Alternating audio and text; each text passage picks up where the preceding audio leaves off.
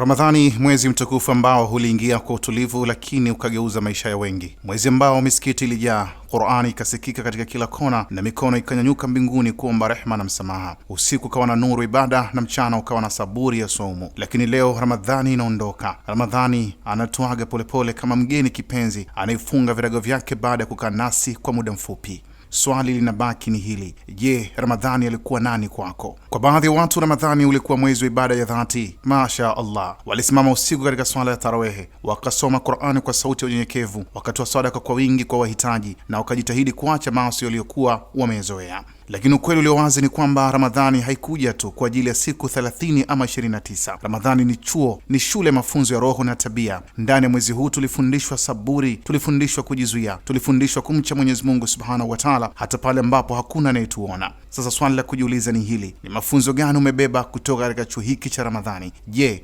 umejifunza kuswali kwa wakati? Je, umejifunza kusoma Qur'ani kila siku? Je, umejifunza kuwasaidia masikini na wahitaji? Au Ramadhani kwako ulikuwa ni mwezi wa muda tu ambao ukipita kila kitu kinarejea kama mwanzo? Ndugu zangu, kuna jambo la kutafakari kwa kina. Mwaka uliopita Ramadhani kama hii ilifika, lakini leo hii kuna watu waliokuwa nasi katika Ramadhani iliyopita hawajafika Ramadhani hii. Walikuwa na ndoto, walikuwa na mipango, walikuwa wakisema mwaka ujao nitafanya ibada zaidi, lakini leo hii wako makaburini, wameshaondoka duniani. Wewe na mimi tumepewa nafasi hii ya kipekee kuifikia Ramadhani hii kwa rehema za Mwenyezi Mungu Subhanahu wa Ta'ala. Swali: mimi na wewe ni hongo gani tumetoa kwa Mungu akatufanya kuwa hai leo na kuwafanya walioondoka duniani jana? Tuna uhakika wa kufikia Ramadhani ijayo?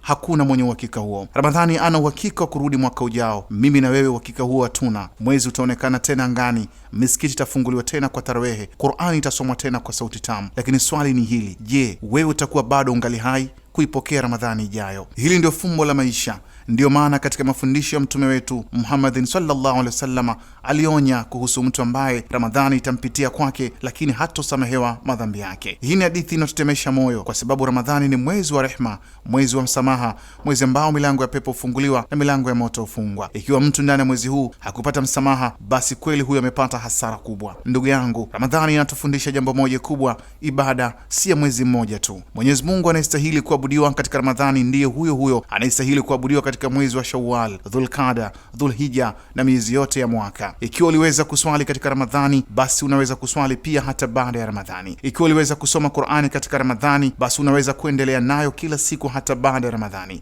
Ikiwa uliweza kuacha maasi kwa siku 30, basi inawezekana kuyaacha hata milele. Hapo ndipo mafanikio ya Ramadhani yanapoonekana, sio katika siku zake tu, bali baada ya kuondoka kwake. Ramadhani basi asiwe kama upepo unapopita na kuacha kila kitu kama kilivyokuwa, bali awe kama mwalimu aliyekufundisha somo la maisha. Mola wetu hakutaka tuone njaa na kiu, bali alitaka mioyo yetu ibadilike, alitaka tabia zetu zibadilike, alitaka tuwe watu wa ibada na wema hata baada ya mwezi huu kupita. Kwa hiyo leo Ramadhani anapoondoka, anatuachia ujumbe mmoja mzito sana: endeleeni na kheri mlizozianza, endeleeni na Qur'ani mlizozisoma, endeleeni na dua mlizoziomba, endeleeni na sadaka mlizozitoa, kwa sababu kwani huenda hii ikawa ndio Ramadhani yako ya mwisho katika maisha yako. Sasa kabla Ramadhani haijaondoka kabisa, jiulize swali hili moyoni mwako: ikiwa hii ndio ingalikuwa Ramadhani yako ya mwisho duniani, je, ungekuwa radhi na ibada ulizozifanya ndani yake?